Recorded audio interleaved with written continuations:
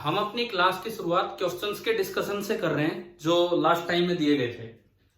तो NCERT chapter 10 class 12 part second chapter 10 मैं additional exercise पे चलता हूं। ठीक है, एडिशनल एक्सरसाइज के दिए थे 11 से 15, पेज नंबर 384 है, क्या बताना?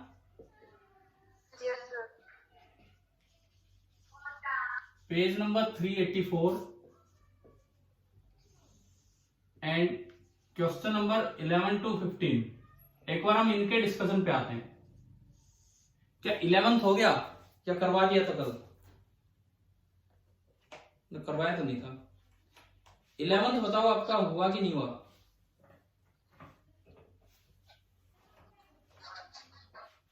अरे ट्राई तो किए हैं कि नहीं किए हैं? हो गया सर। ठीक है, 11th तो सीधा डॉपलर शिफ्ट पे था कि इतने एंगस्ट्रॉम की एच अल्फा लाइन है और वो स्टार रिसीड कर रहा है, हमसे दूर जा रहा है। हमसे दूर जा रहा है तो फ्रीक्वेंसी ज्यादा होगी या कम होगी? पहली बात, हमसे दूर जा रहा है स्टार, तो जो लाइट आ रही है उसकी फ्रीक्वेंसी ज्यादा होगी या कम होगी? कम होगी। अगर फ्रीक्वेंसी कम होगी तो वेवलेंथ ज्यादा होगी या कम होगी? ज्यादा होगी। तो डेल्टा लैम्डा पॉजिटिव होगा। तो आपका डेल्टा लैम्डा पॉजिटिव होगा। तो ऐसे केस में तो आपको ना ये एनसीईआरटी में जो क्वेश्चन है इनमें तो अप्रोक्सीमेट फॉर्मूला ही लगता है, क्योंकि इन्होंने एग्जैक्ट फॉर्मूला दे भी नहीं रखा है। तो ये था हमारा अप्रोक्सीमेट लो स्पीड वाला फॉर्मूला कि डेल्टा लैम्डा, क्योंकि थोड़ी शिफ्टिंग है, 15 एंगस्ट्रॉम की शिफ्टिंग है, पॉजिटिव वाला, क्योंकि वेवलेंथ बढ़ रही है। Delta lambda is equal to v by c into lambda. आपको बस ये फॉर्मूला लगा लेना था। और डेल्टा लैम्डा कितना हो जाएगा? डेल्टा लैम्डा कितनी कितनी शिफ्टिंग है? 15 एंगस्ट्रॉम। तो डेल्टा लैम्डा आपको लिखना था 15 एंगस्ट्रॉम। वी आपको निकालना है, ये क्वेश्चन नंबर 11 चल रहे। वी आपको निकालना है कि स्टार कितनी स्पीड से हमसे दूर जा रहा है, अपॉन सी 3 इंटू 10⁸ मीटर पर सेकेंड एंड लैम्डा, और लैम्डा है 6563 एंगस्ट्रॉम। एंगस्ट्रॉम से एंगस्ट्रॉम कैंसिल हो जाता और ये आपकी स्पीड निकल के आ जाती। जो भी इसका आंसर होगा वो यहां से सोल्व होके आ जाएगा। ठीक है, 11 तो सीधा ही था। इसका आंसर है 6.86 इंटू 10⁵, 6.86 इंटू 10⁵ मीटर पर सेकेंड। तो यहां से जो v आएगा दैट इज 6.86 इंटू 10⁵, और ये बहुत कम है स्पीड ऑफ लाइट से, क्योंकि उसमें 10⁸ आता है, 1000 गुना कम है। तो इसीलिए ये वाला फॉर्मूला वैलिड है। ठीक है, 11th हमारा हो गया। क्वेश्चन नंबर 12 मान के चलूं कि शायद नहीं हुआ होगा, क्योंकि कॉर्पस्कुलर थ्योरी तो हमने पढ़ी भी नहीं है। क्या आ गया? समझ आ गया? देखो बोलो तो सही, तभी तो मैं समझाऊंगा ना आगे कुछ। हो गया है क्वेश्चन नंबर 12? ठीक है, सभी से हो गया है क्या? बताओ।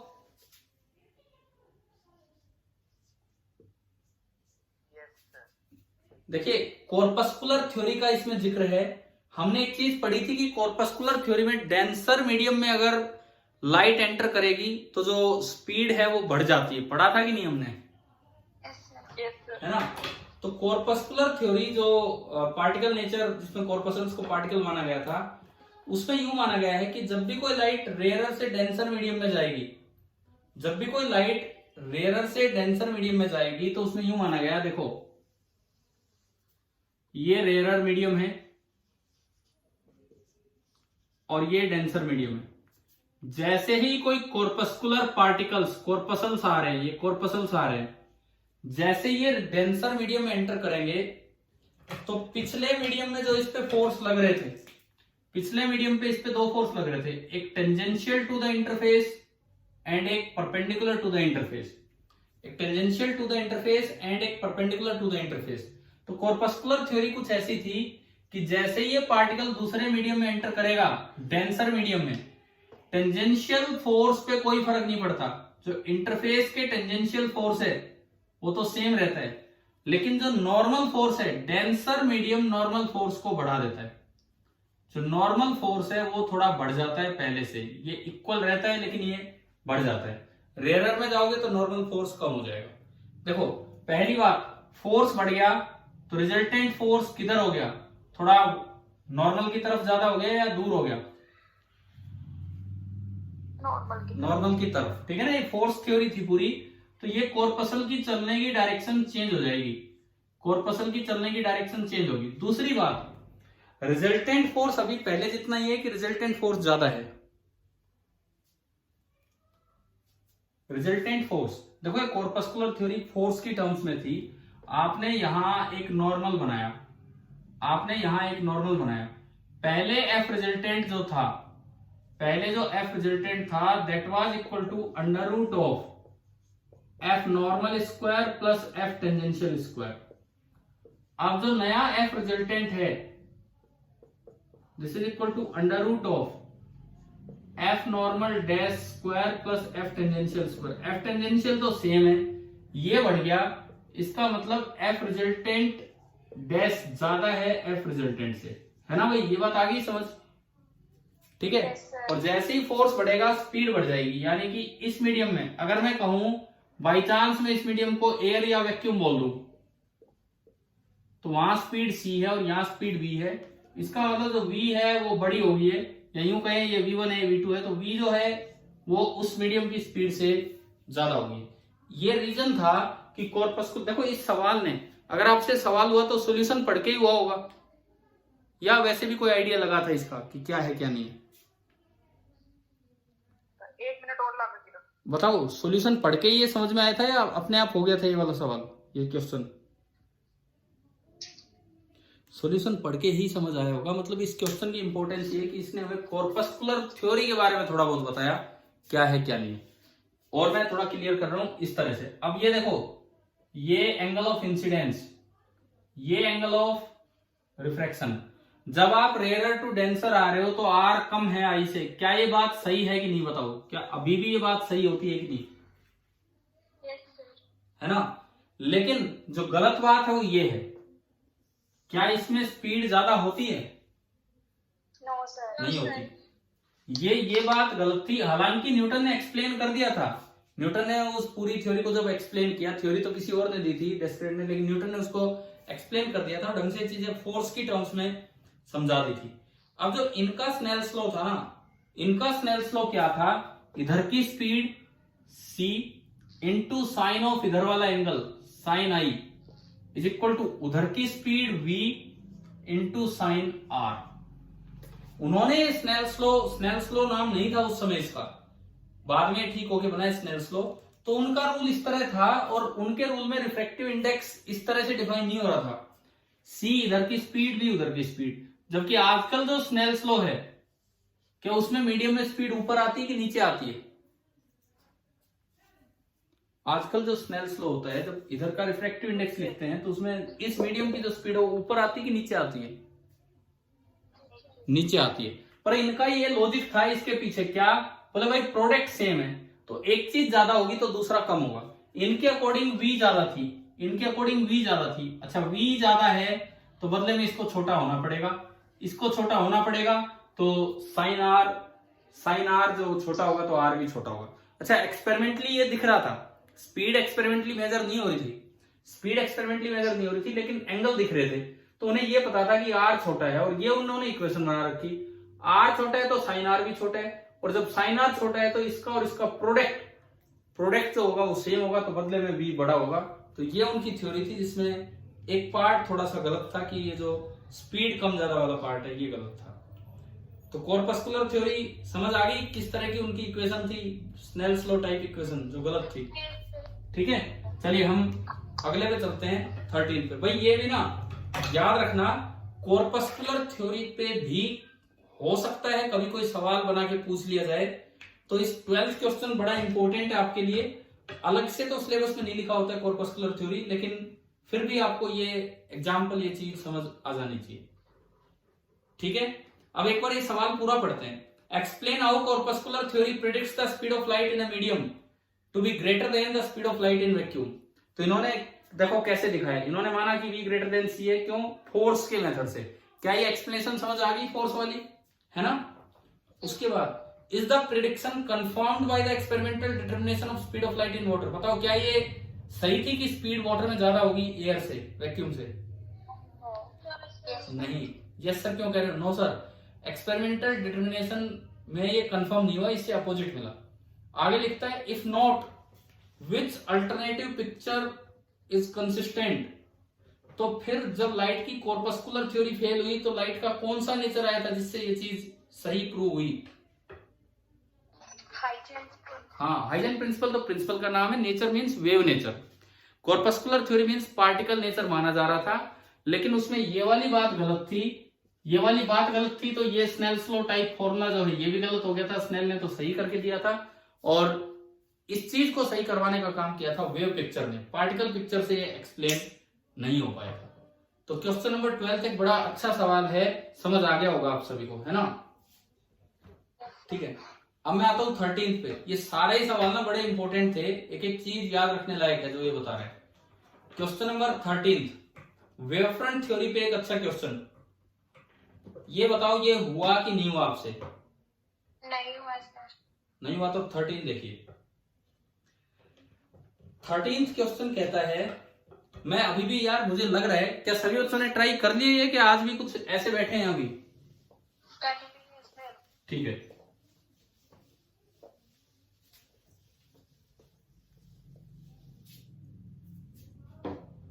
क्वेश्चन नंबर 13 पे हमें लिखता है कि you have learn in the text how Huygens principle leads to the laws of reflection and refraction. हमने हाइजेन प्रिंसिपल लगा के देख लिया रिफ्लेक्शन और रिफ्रैक्शन पे। अब ये कहता है use the same principle to deduce directly that a point object placed in front of a plane mirror. ये एक प्लेन मिरर है, इसके सामने एक पॉइंट ऑब्जेक्ट रखा हुआ है। ये एक प्लेन मिरर है, इसके सामने एक पॉइंट ऑब्जेक्ट रखा हुआ है। Produces a virtual image whose distance from the mirror is equal to the object distance from the mirror। आपको ये प्रूव करना है कि अगर ये x दूरी पे रखा है, वेवफ्रंट थ्योरी से ये प्रूव करना है। हम जानते हैं प्लेन मिरर कैसे इमेज बनवाता है, कहां बनवाएगा? अगर x इधर ऑब्जेक्ट है, अगर x इधर ऑब्जेक्ट है तो बिल्कुल x आगे वो क्या बनवा देगा? इमेज। लेकिन ये कहता है वेवफ्रंट थ्योरी से बनाओ, क्योंकि आपने तो अभी तक जितने भी वेवफ्रंट लिए पीछे प्लेन वेवफ्रंट लिए। लेकिन अब ये जो क्वेश्चन नंबर आपका कौन सा है 13, ये इसमें बताओ कैसा वेवफ्रंट इंसिडेंट होगा? मिरर पे किस तरह का वेवफ्रंट इंसिडेंट होगा? पैरेलल कौन सा वेवफ्रंट होता है? स्फेरिकल। सिलेंड्रिकल नहीं। देखो अगर पॉइंट सोर्स है तो स्फेरिकल, बहुत दूर हो सोर्स तो प्लेन, वो स्फीयर का हिस्सा, और अगर लाइन सोर्स हो तो कैसा होता है? सिलेंड्रिकल, है ना? बताओ ये यहां तक ये बात आई कि नहीं आई समझ? अरे क्लियर है ना? तो सबसे पहली बात इंसिडेंट वेवफ्रंट बनवाना है।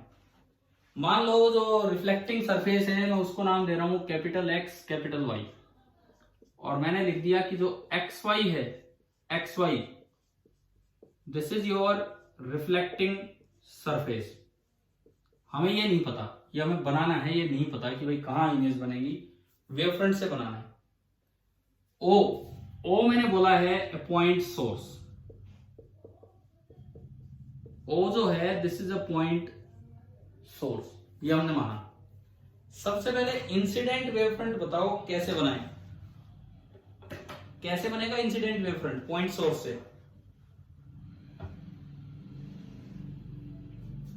भाई पॉइंट सोर्स से वेवफ्रंट कैसे चलते हैं? स्फीयर चलते हैं, है ना? इंसिडेंट वेवफ्रंट का मतलब है जब एक हिस्सा, पहला हिस्सा जब इसको टच करेगा, जैसे प्लेन वेवफ्रंट आता था तो इंसिडेंट वेवफ्रंट कौन सा मानते थे हम? किसी सरफेस पे प्लेन वेवफ्रंट है तो जो पहला हिस्सा टच करता था उसे भी को इंसिडेंट वेवफ्रंट कह देते थे कि नहीं? है ना? और जब आखिरी हिस्सा टच करे उस समय कहां वेवफ्रंट है? वो रिफ्रैक्टेड वेवफ्रंट। तो जब ये पहला हिस्सा टच करेगा तो ये एक ऐसा स्फीयर बन रहा होगा, एक ऐसा स्फीयर बन रहा होगा। मान लो मैं इसको नाम दूं ए, इसको नाम दूं बी, इसको नाम दूं पी।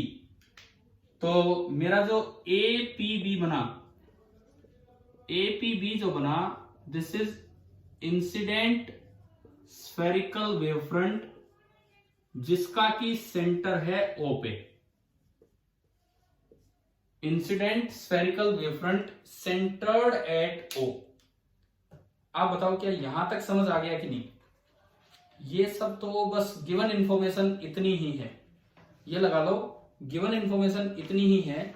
और हमें इससे वेवफ्रंट थ्योरी से दिखाना है कि जो इमेज बनेगी वो एक्स डिस्टेंस दूरी बनेगी। कैसे कैसे बनाएंगे? सबसे पहली बात, आप आखिरी वेवफ्रंट को बनाओ। अगर मिरर नहीं होता, अगर मिरर नहीं होता, मैं थोड़ा सा बड़ा बनाता हूं इस मिरर को, ये पॉइंट थोड़े छोटे लेता हूं। देखिए इन पॉइंट्स को मैं थोड़ा सा छोटा दिखाता हूं।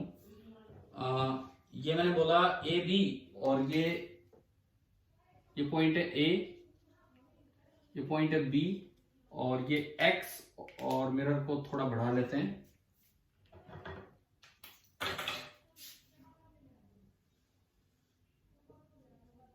ये y एंड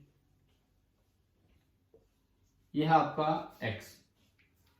ठीक है, ये आपका एपीबी इंसिडेंट वेवफ्रंट है जिसका सेंटर है O पे। सबसे पहली बात, रिफ्लेक्टेड वेवफ्रंट बनाने का तरीका क्या है? अगर ये मिरर नहीं होता तो तब कैसा वेवफ्रंट बनता? थोड़ी देर बाद, सपोज ये t बराबर 0 का वेवफ्रंट है, ये एपीबी वेवफ्रंट है एट t इक्वल टू 0, और टो टाइम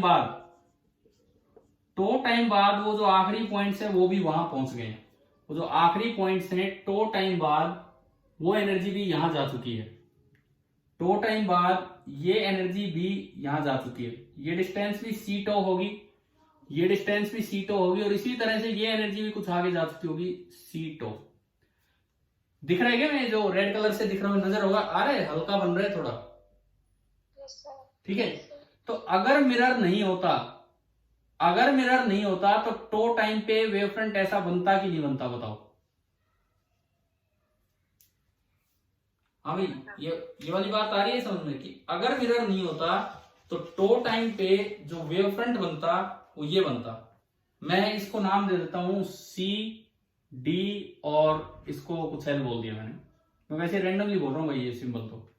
ठीक है, तो जो हमारा CLB बना, CLD, ये है wavefront at t equal to tau in the absence of mirror. अगर मिरर नहीं होता तो उसकी एब्सेंस में जो वेवफ्रंट बनता वो ऐसा बनता। ठीक है, अगर मिरर नहीं होता तो उसकी वेवफ्रंट में, उसके एब्सेंस में जो वेवफ्रंट बनता वो ऐसा बनता। तो देखो ये जो PL आगे गया है, P से L कितना आगे गया? C इंटू टो आगे गया। ठीक है, लेकिन जब मिरर है तो ये इतना आगे नहीं जा पाएगा, बल्कि इसे इतना पीछे आना पड़ेगा। अगर यहाँ पे मिरर है तो ये जो C इंटू टो आगे गया है, इसकी बजाय ये पीछे की तरफ चल के आएगा, क्योंकि ये नॉर्मली रिफ्लेक्ट हो गया। यानी कि C इंटू टो आगे जाने की बजाय C इंटू टो पीछे आया होता, तो ये पॉइंट उधर की बजाय इधर पहुंचा होता, और मैंने इसको नाम दिया M। ये बात आ रही है क्या समझ? क्या बनाया हमने? ठीक है, मिरर है तो ये इतना पीछे होता। अच्छा, वो दोनों तो अभी मिरर तक पहुंचे ही है, बस वो दोनों तो अभी मिरर तक पहुंचे ही हैं दोनों। तो असल में जो रिफ्लेक्टेड वेवफ्रंट बनेगा बिल्कुल इसकी अपोजिट बनेगी। ये जो रेड कलर की वेवफ्रंट है, C को ज्वाइन करो M से, C को ज्वाइन करो M से, और M को ज्वाइन करो D से। तो ये जो CMD बना ना, CMD, ये है reflected wavefront at t equal to tau. मैं कहां लिखूं? इसमें लिख दूं मैं, यहां दिख जाएगा तो आपको। CMD, this is reflected spherical wavefront at t equal to tau. मैं बोल रहा हूं, अगर नहीं समझ में आ रहा है तो मैं बोल रहा हूं क्या लिख रहा हूं। Reflected spherical wavefront at t equal to tau in the absence नहीं बल्कि in the presence of mirror. नीचे जगह कम थी लेकिन मैं बोल रहा हूं साथ साथ में क्या लिख रहा हूं।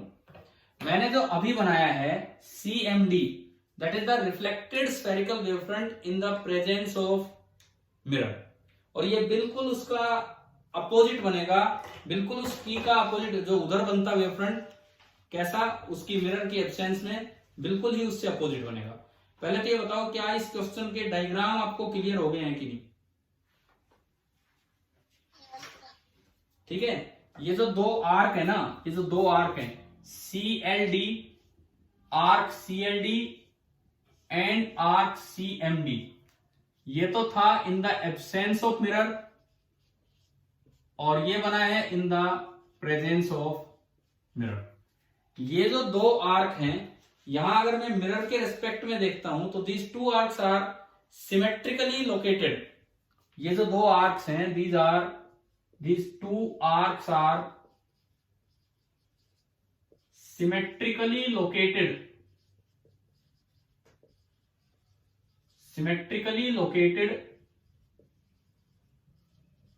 on either side of mirror, एक इधर और एक उधर। ये दो आर्क आपकी ऐसी बनी। सबसे पहली बात तो भाई इस क्वेश्चन के लिए आपको ये डायग्राम ये पूरा पूरा बनाना आना चाहिए। पहले यह बताओ यहां तक ये क्लियर हो गया है कि नहीं? ठीक है, एक बार ये बताओ क्या ये कर्वेचर और ये सब चीजें वेवफ्रंट समझ में आया डायग्राम? आपने तो बोला कि x डिस्टेंस दूरी बना। अरे तो अभी तो डायग्राम बना है, अभी क्वेश्चन पूरा नहीं हुआ है। अब मुझे ज्योमेट्री का यूज करके इमेज की पोजीशन ढूंढनी है। पहले मैं ये पूछ रहा हूं कि आपको डायग्राम वेवफ्रंट डायग्राम बनाना आ गया, कैसे बनाना था? ठीक है, अब मुझे ज्योमेट्री का यूज करके ये प्रूव करना है कि जो इमेज है वो भी x डिस्टेंस दूर बनी होगी। दरअसल इमेज क्या होगी, आप रिफ्लेक्टेड वेवफ्रंट को देखो। रिफ्लेक्टेड वेवफ्रंट प्लेन है कि स्फीयर है? रिफ्लेक्टेड वेवफ्रंट CMD प्लेन है कि स्फीयर है? स्फीयर है ना। इसका मतलब जो इमेज होगी ना, image will be the centre of spherical reflected wavefront CMD। जिस तरह से ऑब्जेक्ट किसका सेंटर है, जो इंसिडेंट वेवफ्रंट है APB। जब APB का सेंटर O है तो इट मींस जो CMD जो भी बनेगी उसका सेंटर क्या होगा, आपका इमेज होगी। ठीक है, अब आपको ना ये लोकेट करना है कि जो इसका सेंटर है वो भी x डिस्टेंस दूर ही है। पहले बताओ यहां तक डायग्राम और इमेज कहां है, क्या इतना समझ आ गया कि नहीं? ठीक है, अब आप ये बताओ कि इसको लोकेट कैसे करें, मतलब x ही होगा, ये कैसे प्रूव करें? जैसे मैथ्स का मैं एक पॉइंट बताता हूं आपको, मैथमेटिक्स का एक पॉइंट। सपोज ये कोई आर्क है, ये कोई भी एक आर्क है और इसका सेंटर है O पे।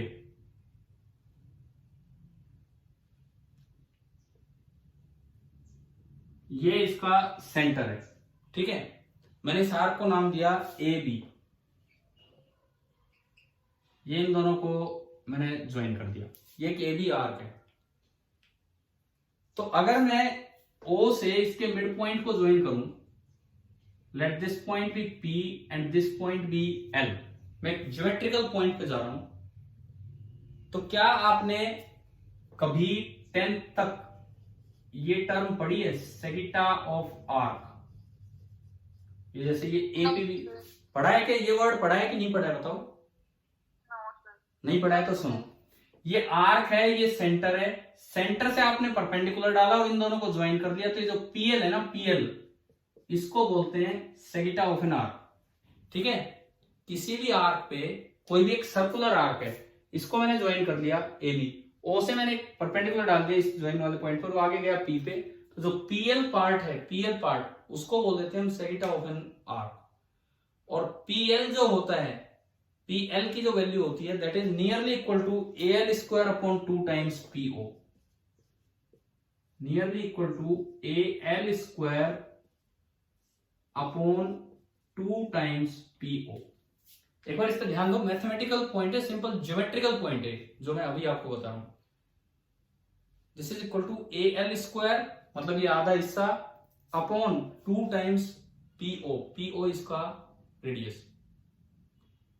कैसे कैसे क्या हम ये तो जानते हैं ना कि जैसे ये पूरा एक सर्कल होता, यहां से आपने ये परपेंडिकुलर डाला तो A L into B L is equal to P L into L O. ये तो प्रॉपर्टी आई होगी 10th क्लास में। क्या ये प्रॉपर्टी आई है कि नहीं 10th क्लास में? देखो थोड़ा सा ज्योमेट्रिकल जा रहा है ये क्वेश्चन, लेकिन उस ज्योमेट्री का यूज करेंगे तभी आपसे सवाल होगा। मैं आपको एक प्रॉपर्टी बताता हूं, एक सर्कल की एक प्रॉपर्टी। ये अगर कोई सर्कल है, ये अगर कोई भी एक सर्कल है और इसके अंदर मैंने 2 आर्क बना दी, तो परपेंडिकुलर आर्क मैंने बना दी, आर्क नहीं सॉरी क्या बोले इनको, कोड बोलते हैं ना, कोड। ठीक है, सपोज ये ए ये बी, ये सेंटर मैंने बोल दिया ओ, ठीक है, और ये P और ये L और दूसरा पॉइंट है C। तो एक प्रॉपर्टी होती है सर्कल में कि अगर 2 आर्क्स इस तरह से इंटरसेक्ट करती हैं, अगर 2 आर्क्स नहीं 2 कोड इस तरह से इंटरसेक्ट करती हैं, तो एक प्रॉपर्टी होती है कि AL इंटू LB, मैं इधर लिख रहा हूं, दिख रहा है कि नहीं आपको? दिख पा रहा है? दिख रहा है, ठीक है। AL into LB is equal to PL into LC। ये एक प्रॉपर्टी होती है एक सर्कल के 2 परपेंडिकुलर कोड्स की। पढ़ी हुई क्या 10th में? कहीं तो आई होगी, ज्योमेट्री तो 10th में ही आती है। ठीक है, तो अगर मैं इसका यूज वहां करूं, उसमें मैं आपको दिखाऊं कि सेगिटा नियरली कैसे निकल के आया, AL square upon 2 times PO कैसे निकल के आया, उसको समझिए आप। देखो मान लो ये सर्कल कंप्लीट होता, सपोज ये O सेंटर क्या, ये पूरा सर्कल कंप्लीट होता इस तरह से, ठीक है, तो एक आर्क तो ये रही और दूसरा ये इसका डायमीटर बनता पूरा जाके इस तरह से। अब देखो क्या बनेगी, ये वाली प्रॉपर्टी उसमें लगाओ, ये वाली प्रॉपर्टी अगर आप उसमें लगाते हो तो ये बनेगा AL इंटू LB, यहां लिख रहा हूं AL इंटू LB। समझ में आ रहा है क्या? बराबर PL इंटू वो लास्ट पॉइंट हमने C बोल दिया, PL इंटू LC। बताइए ये प्रॉपर्टी क्लियर हुई यहां तक? ठीक है, अब जब आपको पता होगा, जब आप एक सेंटर से जब परपेंडिकुलर डालते हो तो ये दोनों बराबर हिस्सों में बढ़ जाती है, बढ़ती है कि नहीं? ये कॉन्ग्रुएंट ट्रायंगल हो जाएंगे, यानी कि मैं LB को भी मैं AL लिख सकता हूं। तो ये बताओ क्या यहां से AL स्क्वायर हो गया कि नहीं हो गया? ठीक है, और उधर देखो PL तो ठीक है, PL को तो PL पढ़ा रहने दो, LC जो है that is diameter minus PL। LC is diameter minus PL। Diameter को आप लिख सकते हैं 2R माइनस PL। अब बताओ क्या ये यहां तक क्लियर हो गया आपको? हाँ भी बोलो। फिर से बता दो। देखो ये पूरा डायमीटर है कि नहीं पूरा? यस। और डायमीटर होता है 2R, और ये इतना PL तो उधर उधर का कितना बच गया? 2R minus PL। तो मैंने क्या किया है, AL इंटू LB उसको भी AL ही लिख दिया, बराबर PL into 2R minus PL। अब बताओ क्या ये स्टेप यहां तक समझ आया?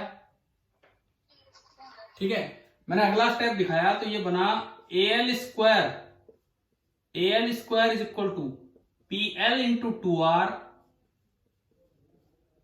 माइनस PL का स्क्वायर। मैं एक एक स्टेप आपसे पूछता जा रहा हूं, ये वाला स्टेप बताओ, ये स्टेप समझ आया कि नहीं? ठीक है, अब क्या होता है, ये जो PL होता है ना, ये बड़ा छोटा होता है इसके मुकाबले। इस तरह के वेवफ्रंट्स में ये इस तरह बड़ा नेग्लेजिबल होता है। सो PL अगर छोटा है तो PL square can be neglected. समझ रहे हो? PL अगर छोटा है, ये बोर्ड थोड़ा भर गया है, मैं हटाता हूं अभी। पीएल अगर छोटा है तो पीएल स्क्वायर को, अब ये देखो ना अभी कितना छोटा सा पार्ट है, क्योंकि ये जो स्फेरिकल वेवफ्रंट बनते हैं इनका थोड़ा कर्वेचर ज्यादा होता है, तो ये जरा सा पार्ट यहां बनेगा। It means PL square can be neglected. तो आप यूं देखें कि एल स्क्वायर कितना आ गया, नियरली पीएल इंटू 2r आया कि नहीं आया? Yes, sir. यहां से पीएल कितना आ गया, यहां से जो पीएल आया that is L square upon 2r, ठीक है। And r is the radius, and radius होगा सेंटर से p को ज्वाइन कर दिया यानी कि PO। तो PL आ गया L square upon 2 times radius, और रेडियस है आपका PO। पहले तो ये बताओ क्या ये सेगिटा ऑफ एन आर्क कैसे लिखते हैं, क्या ये समझ में आया? एक ज्योमेट्रिकल पॉइंट है ये, कोई फिजिक्स का पॉइंट नहीं है। हाँ भाई बोलो। Yes. ठीक है, अब इसका यूज करेंगे हम। तो देखो मैं ये चीजें हटाता हूं, आपने नोट तो कर ली होंगी शायद, अगर लिखा हो साथ साथ तो। भाई ये नोट किया है कि नहीं किया है? कर लिया sir. ठीक है, तो देखिए मैं इसको हटा देता हूं यहां से, जो मेन डायग्राम उसे रखते हैं, ये चीजें तो काम की हैं ही, इसे भी रखते हैं, इसको हटा देते हैं, और ये सेगिटा ऑफ एन आर्क वाला फॉर्मूला एक बार बचा के रखते हैं, ठीक है।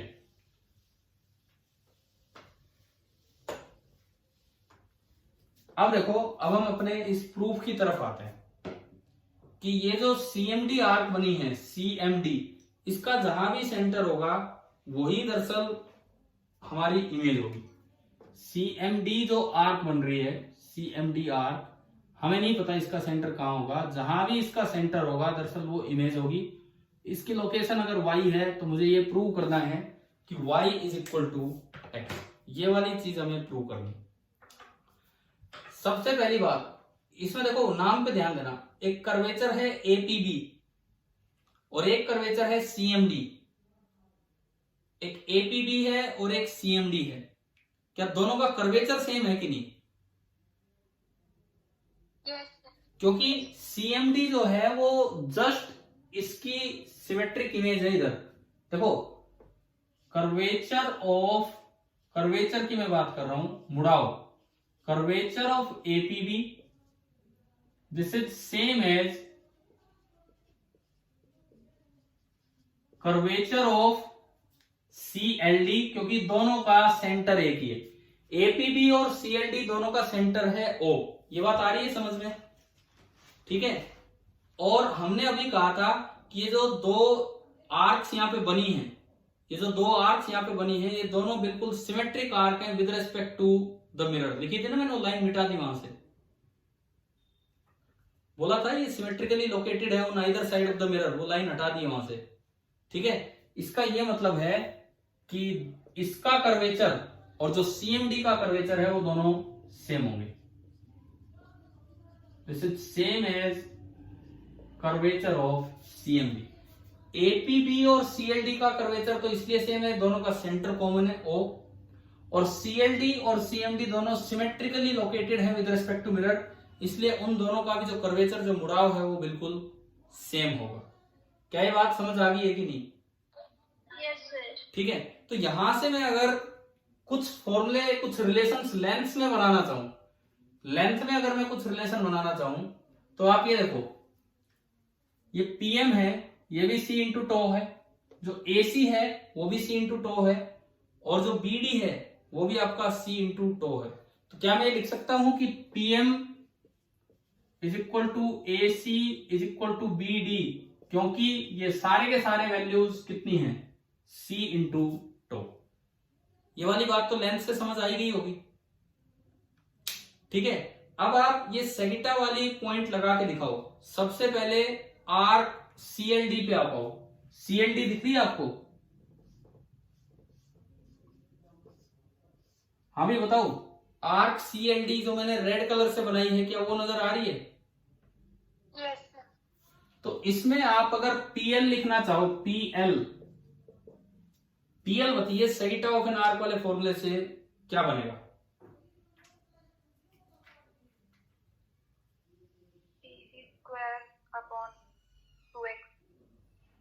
आप बोलो ऑलमोस्ट सही बोल रहे हो। देखो मैं एक बार इंक डाल रहा हूं इसमें, फिर मैं करता हूं। आपको जस्ट ये लिखना है आर्क सीएलडी के लिए जो पीएल होगा, सेगिटा ऑफ एन आर्क, उसकी वैल्यू लिखनी है। तो मैं उसको लिख सकता हूं CP square divided by 2 times LO. आ गया क्या समझ, बताओ भाई। ये आर्क है रेड कलर की, ये आर्क है रेड कलर की, ये सीपी है, ये वो वाली लेंथ है एल, एल की जगह सीपी आया, डिवाइडेड बाई 2 टाइम्स वहां पीओ था और यहां में इसका जो रेडियस है वो एलओ है। आप बताओ क्या ये वाला पॉइंट आया कि नहीं आया समझ, सरफेस सीएलडी के लिए।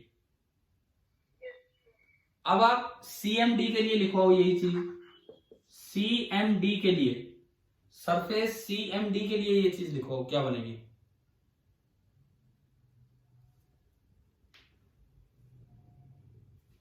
सेगिटा of the arc is MP. आ रहा है क्या समझ।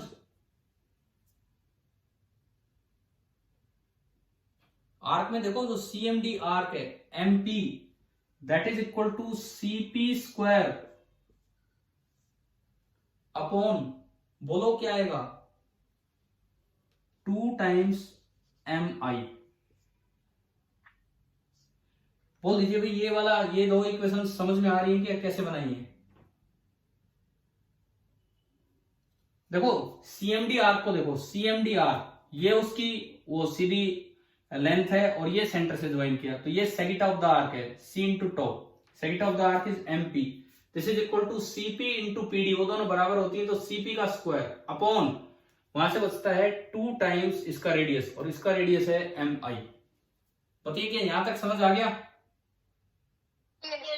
ठीक है, लेकिन हम उधर देखें अगर पीएल और पीएम डायग्राम में देखो दोनों कितने हैं, पीएल और पीएम डायग्राम में देख के बताओ, सी इंटू टो। तो अगर मैं दोनों को देखता हूं पीएल और पीएम को, PL is equal to PM and both are equal to c into tau. तो अगर मैं इसका यूज करूं तो ये मेरा आया CP square upon 2 times LO that is equal to CP square upon 2 times M I. ये सब कट गया, 2 से 2 कट गया, तो ये आया LO is equal to M I. पहले तो ये बताओ यहां तक समझ आ गया है कि नहीं, LO is equal to M I. अब एक और डायग्राम में देखो, क्या मैं एलओ को ओपी प्लस पीएल लिख सकता हूं। जो एलओ लेंथ है, LO length that is equal to OP plus PL बराबर, ऐसे ही आप एम आई लेंथ को देखिए, एम आई लेंथ को आप एमपी प्लस पीआई लिख सकते हैं, एमपी प्लस पीआई। समझ में आया।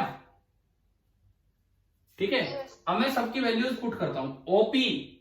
ओपी कितना है एक्स, प्लस पीएल कितना है सी इंटू टो, एमपी कितना है MP c tau, and PI कितना है वाई। हमने कहीं नहीं बोला कि दोनों का सेंटर एक ही जगह आना है, हमने कहीं नहीं बोला। ये चीज मैं प्रूव कर रहा हूं ऊपर से। एक्चुअली ये जो मैंने ऊपर लिखा है ये चीज मैं प्रूव कर रहा हूं कि भाई ये कैसे दोनों का कर्वेचर सेम है। इस तरह से मैंने इसका यूज नहीं किया कहीं भी, मैंने इस प्रॉपर्टी का कहीं यूज नहीं किया। यूं कहने को तो आप सीधा ही बोल देते, लेकिन हमने ज्योमेट्री से प्रूव किया है। और अब सीटो से सीटो कट गया और y बराबर कितना आ गया x। आप बताओ क्या ज्योमेट्रिकली ये प्रूव हो गया है कि नहीं, कि जितनी दूर ऑब्जेक्ट था उतनी दूर मिरर से इमेज बनी है। देखो वेवफ्रंट थ्योरी से प्रूव सारी चीजें हो जाएंगी, लेकिन फिर ये थोड़ा मुश्किल बनेगा ना इतना इतना हमें, पर ये तो क्वेश्चन था इसलिए करना पड़ेगा। एक बार इसके सॉल्यूशन पे आओ भाई, पीछे क्या कुछ दिया है। क्वेश्चन नंबर 13 है ना, ये निकालो एक बार, पीछे पढ़ते हैं इसके सॉल्यूशन में क्या दिया है वो पढ़ते हैं। देखिए ये लिखता है कि with the point object at the centre, with the point object at the centre. ये डायग्राम ज्यादा इंपॉर्टेंट है, ज्योमेट्री के मुकाबले पहला काम तो ये होगा। With the point object at the centre, ठीक है, draw a circle touching the mirror. क्या आपने उस सर्कल का नाम एपीबी दिया है पढ़ रहे हो ना बुक से? पेज नंबर 541 पे इसका सॉल्यूशन है, क्या आपको पढ़ रहे हैं कि नहीं? ठीक है, तो सबसे पहले इसने इंसिडेंट वेवफ्रंट बनवाया, ओ को सेंटर मानते हुए एक सर्कल बना दो जो टच करते हुए बन रहा है, तो दैट इज एपीबी, वो हमारे इंसिडेंट वेवफ्रंट को रिप्रेजेंट करते हैं। This is a plane section of a spherical wavefront from the object that has reached the mirror. ये कह रहा है जो इसका टच हो रहा है ना, जो इसका टच हो रहा है यहाँ, केवल उसको देखोगे तो वो प्लेन नजर आएगा, लेकिन वो प्लेन सेक्शन दरअसल एक स्फेरिकल वेवफ्रंट का एक छोटा सा टुकड़ा है, छोड़ो वो हमने बना दिया यहाँ। उसके बाद जो अभी मिरर पे पहुंचा है, उसके बाद लिखते हैं next draw the location of this same wavefront after a time T. मैंने उस टाइम को टो बोला है, टो जो हम बोलते हैं पीछे। अब कहता है कि उसकी लोकेशन बनाओ after a time T, tau मान लो, in the presence of the mirror and in the absence of the mirror. In the absence of mirror हमने नाम दिया CLD and in the presence of mirror हमने नाम दिया CMD। बताओ ये समझ आ गया? ठीक है, हाँ तो भरा करो, समझ आया कैसे बनाए ये दोनों? ठीक है, उसके बाद सुनो, you will get two arc symmetrically located on either side of the mirror. ये दोनों आर्क आपको सिमेट्रिकली लोकेटेड मिलेगी। ये मैंने ऊपर लिखा भी है कि इनके कर्वेचर सेम है, इन दोनों के कर्वेचर सेम है, लेकिन उसको फिर अलग से प्रूव किया है पूरा। आगे लिखता है यूजिंग सिंपल ज्योमेट्री। अब यार ये सिंपल ज्योमेट्री बोल रहा है, हो सकता है और भी कोई आसान तरीका होगा, मैं तो सेगिटा ऑफ आर्क से जो सर्कल के तरीके से हम सिखा रहे थे, तो सिंपल ज्योमेट्री का हमने यूज किया। बस अगर आपको सेगिटा से वाकिफ नहीं थे तो वो आपने नया सीखा है यहाँ पे। The centre of reflected wavefront यानी कि द इमेज ऑफ ऑब्जेक्ट, ये मैंने बोल दिया था आपको शुरू में ही कि इमेज कहां होगी, image will be the centre of reflected wavefront CMD। ठीक है, वो is seen to be at the same distance from the mirror as the object, वो उतनी ही दूर होगी जितनी दूर ये होगा। आप ये बताओ क्या ये समझ आ गया कि नहीं? ठीक है, अब है ना, इसमें सुनो, ये चीज हमने प्रूव की है, ये बुक लिख रही है जैसे कि आप इसको, हाँ जी बोलो। मतलब इसके पे ऑब्जेक्ट जाके या ये जो ओ सेंटर पर नहीं पर बनेगी। आवाज ही नहीं सुनाई दी मुझे, दोबारा थोड़ा क्लियर बोलो, सुन नहीं पा रहे, बोलो। ये जो ओ है पॉइंट सोर्स पे इमेज बनेगी क्या? पॉइंट सोर्स पे कहां बनी है image? Image is the centre of CMD। CMD का सेंटर कौन है? CMD का सेंटर कौन है? O है कि I है? हाँ, रिफ्लेक्टेड वेवफ्रंट का जो सेंटर होगा वो इमेज होगी। मैंने बीच में कहीं लिखा था, हो सकता है मिटा दिया हो।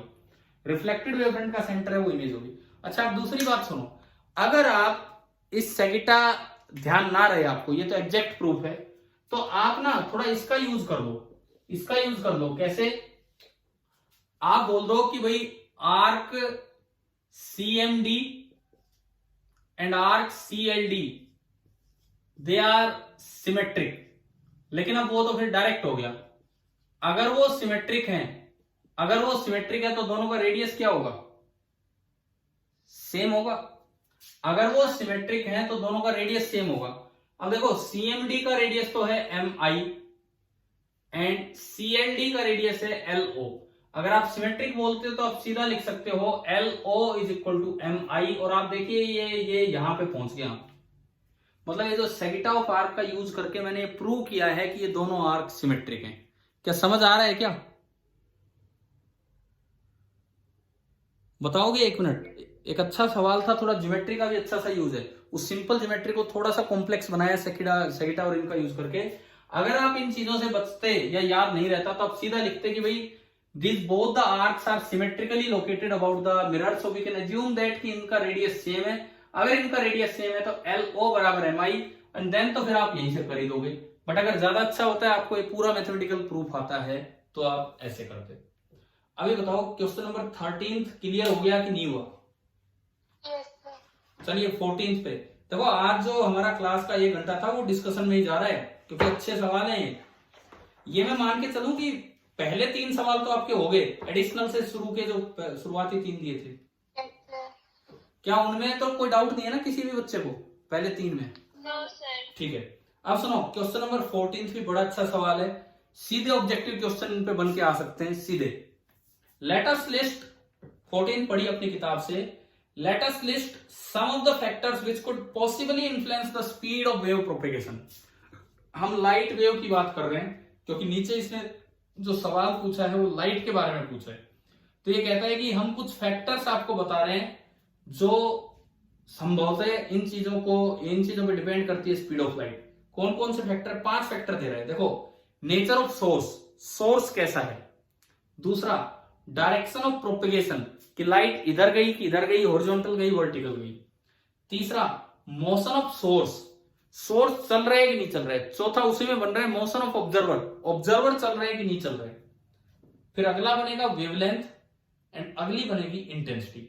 ये 5 के भी 6 फैक्टर हो गए क्योंकि मोशन ऑफ सोर्स और मोशन ऑफ ऑब्जर्वर अलग अलग हैं। आपको बताना है on which of these factors if any, अगर किसी पे डिपेंड करता है तो डज। पहला पार्ट कहता है speed of light in vacuum and दूसरा पार्ट कहता है speed of light in a medium.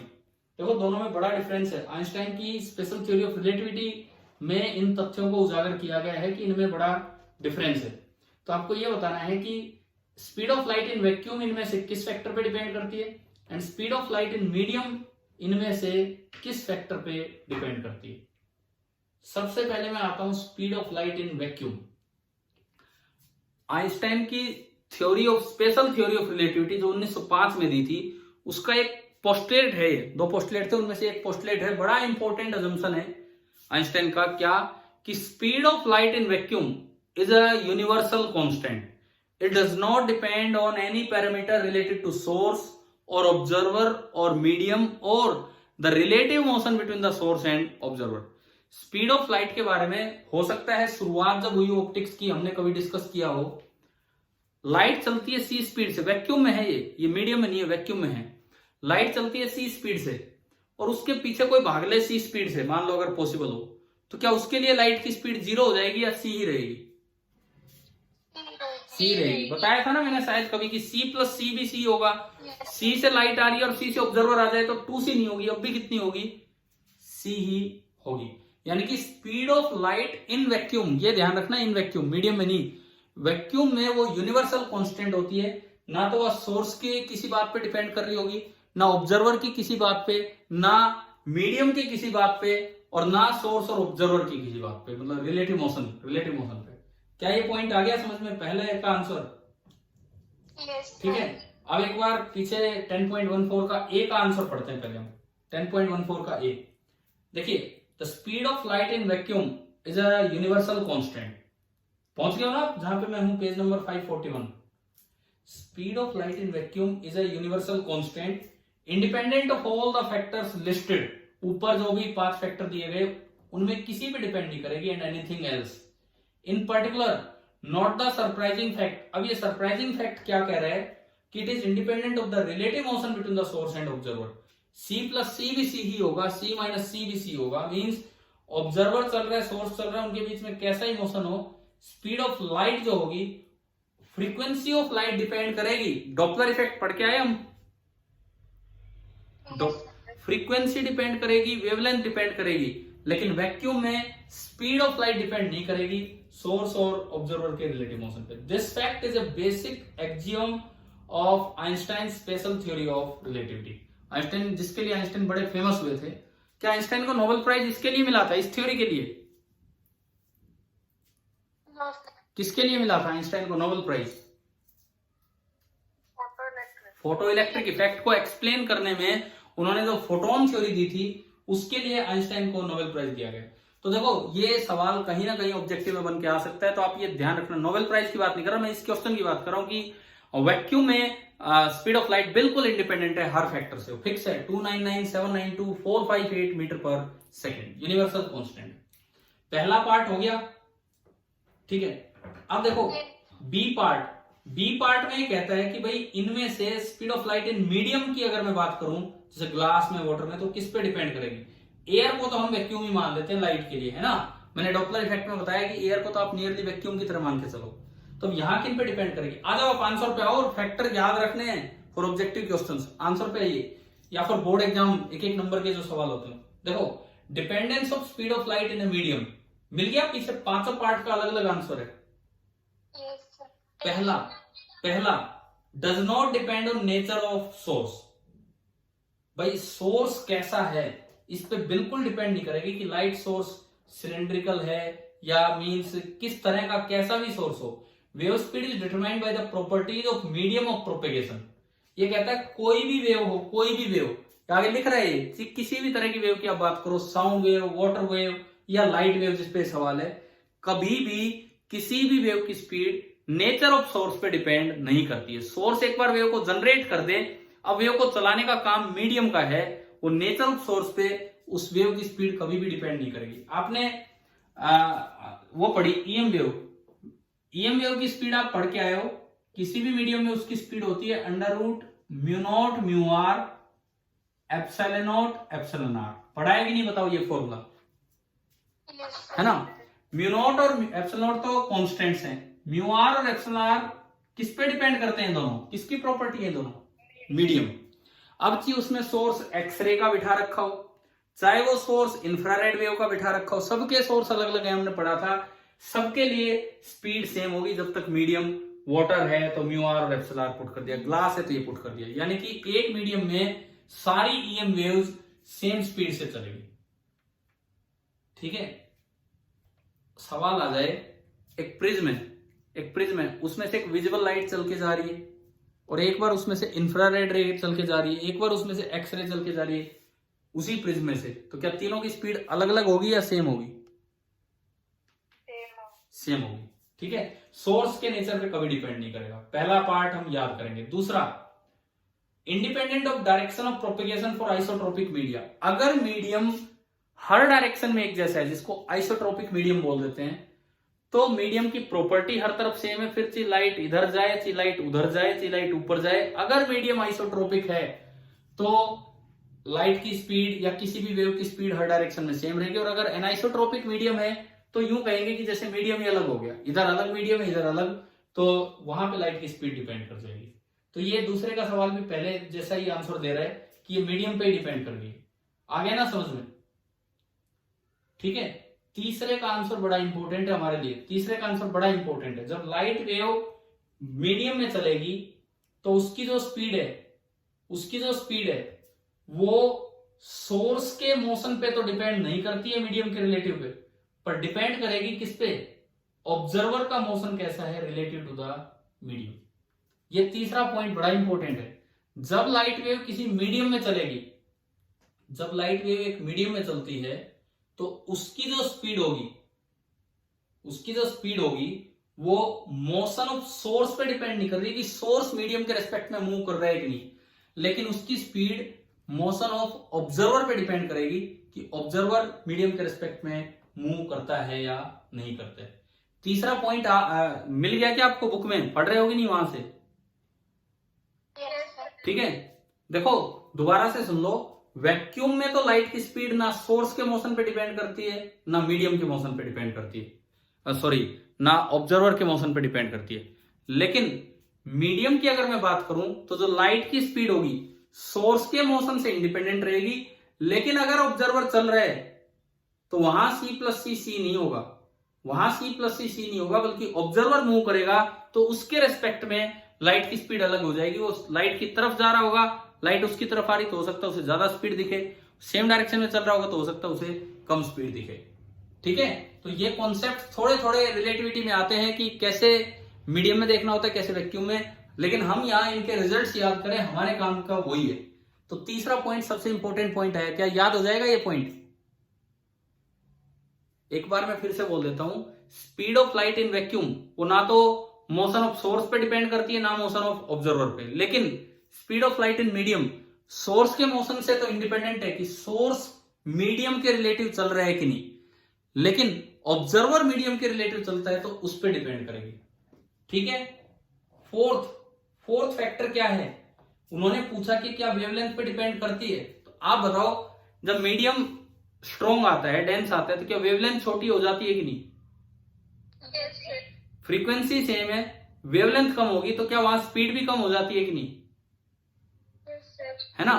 तो ये बिल्कुल ये कहना वेवलेंथ पे डिपेंड करेगी ये भी सही नहीं होता है, लेकिन ये है कि अगर स्पीड कम हुई है तो वेवलेंथ भी कम होगी, और वेवलेंथ बढ़ी है तो स्पीड भी बढ़ेगी। तो वेवलेंथ को देख के मैं स्पीड को बता सकता हूं, तो आप कह सकते हैं कि ये कहीं ना कहीं मीडियम में वेवलेंथ पे डिपेंड कर रही है। ठीक है, और पांचवा इंटेंसिटी पे डिपेंड करती है कि नहीं। इंटेंसिटी बढ़ाने से स्पीड ऑफ लाइट नहीं बढ़ेगी, independent of intensity. For high intensity beams however the situation is more complicated and we need not consider. हम हाई इंटेंसिटी बीम की बात नहीं कर रहे, हो सकता है उनमें डिपेंड करे। तो यार देखो, इस क्वेश्चन ने हमें कई पॉइंट दे दिए याद करने के, कई पॉइंट। मैं एक बार रिपीट करता हूं ताकि आपको याद हो जाए। पहली बात, अगर वैक्यूम में लाइट चलती है तो क्या उसकी स्पीड किसी भी फैक्टर पे डिपेंड करेगी या नहीं करेगी? No sir. किसी पे भी नहीं करनी। दूसरी बात, मीडियम में चलती है तो पहली बात, क्या नेचर ऑफ सोर्स पे डिपेंड करेगी? Nature of source independent. दूसरी बात, आइसोट्रोपिक मीडियम है तो क्या डायरेक्शन ऑफ प्रोपेगेशन पे डिपेंड करेगी? नहीं करेगी। तीसरी बात, अगर सोर्स चलता है मीडियम के रिलेटिव तो क्या उस पर डिपेंड करेगी लाइट की स्पीड? नहीं करेगी। ऑब्जर्वर चलता है मीडियम के रिलेटिव तो क्या उस पर डिपेंड करेगी लाइट की स्पीड? बिल्कुल डिपेंड करेगी कि ऑब्जर्वर उसकी तरफ आ रहा है कि दूर जा रहा है। लेकिन वैक्यूम में ऐसा नहीं होता है। वेवलेंथ पे डिपेंड करेगी? बिल्कुल डायरेक्टली डिपेंड नहीं करती, लेकिन वेवलेंथ से पता लग जाता है। वेवलेंथ और ये इंटर रिलेटेड है, तो वेवलेंथ कम हुई तो ये भी कम होगी, वेवलेंथ बढ़ी तो ये भी बढ़ेगी। इस तरह से डिपेंड करती है। और आखिरी था कि इंटेंसिटी पे डिपेंड करेगी कि नहीं करेगी?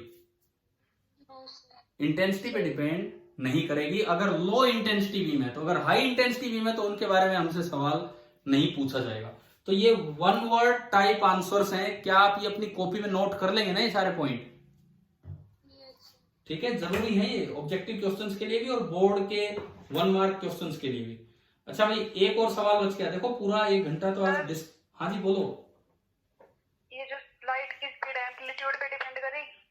देखो अंदर एक सवाल आया था, अंदर एक क्वेश्चन आया था, तो मैंने बताया था कि जो इंटेंसिटी होती है वो एम्पलीट्यूड का स्क्वायर होती है, बताया था। Yes sir. और अभी अभी पढ़ा हमने, क्या लाइट की स्पीड इंटेंसिटी पे डिपेंड करती है? No sir. तो क्या वो एम्पलीट्यूड पे डिपेंड कर रही है? आ गया समझ?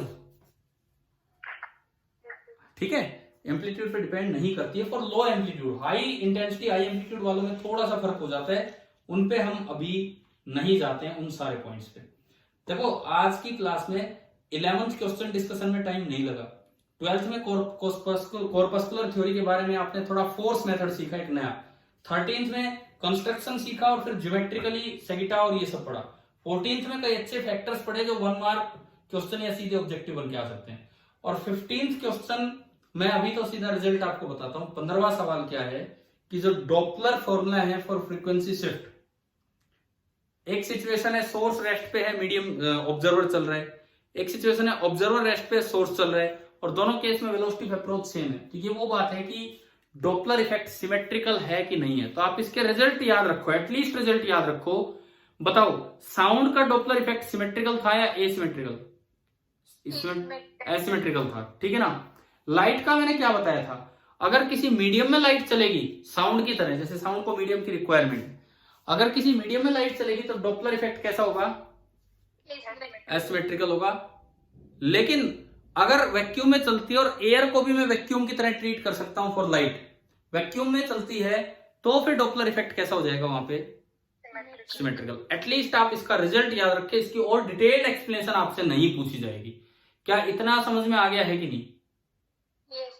ठीक है, अब कल की क्लास में मुझे लगता है यार अब तो आपको ना wave front theory plus Doppler effect ये सारा पार्ट बड़े अच्छे से, मतलब पार्ट फर्स्ट हमारा फिनिश होता है वेव ऑप्टिक्स का पहला पार्ट। क्या समझ आ गया? ठीक है, बहुत से बच्चे तो वेव ऑप्टिक्स की शुरुआत ही इंटरफेरेंस से कर लेते हैं और वो तो बस 3 चीजें पढ़ के जाते हैं, इंटरफेरेंस, डिफ्रैक्शन एंड पोलराइजेशन।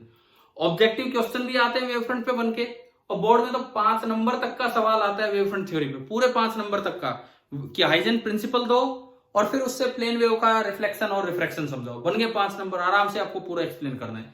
जो आज ये एनसीईआरटी का क्वेश्चन लिया, ये आ जाए 3 नंबर में तो यही आ जाए, या 2 नंबर में आ जाए, कैसे भी आ जाए। तो मुझे लगता है कि अब कल से हम बेझिझक अपना सुपरपोजिशन ऑफ वेव स्टार्ट कर पाएंगे, जिनसे बनेंगे इंटरफेरेंस और फिर आगे डिफ्रैक्शन एंड देन लास्ट में आएगा आपका पोलराइजेशन। तो मैं एक बार फिर पूछ लेता हूं, वेव ऑप्टिक्स की शुरुआत ही है अभी, कैसी हुई आपकी शुरुआत? क्या समझ में आने लगा वेव ऑप्टिक्स की? नहीं? ठीक है, आपकी 12th की बेस्ट यूनिट मैं मान के चलता हूं वेव ऑप्टिक्स होती है। इसको अच्छे से समझ के चलो, तो फिर तो और कोई भी यूनिट इससे आसान है। ठीक है, कल मॉर्निंग में मिलते हैं और वही अपना 8 से 9:30 वाला टाइम रहेगा। ठीक है, कल से इंटरफेरेंस स्टार्ट करवा। हाँ, कल सुबह, कल मॉर्निंग की जो क्लास होगी हमारी, उसमें superposition of waves means beginning of interference हो रहा है। इंटरफेरेंस, वो इंटरफेरेंस जो कभी +1 में साउंड में पढ़ा था क्या हमने, कंस्ट्रक्टिव, डिस्ट्रक्टिव। Yes sir.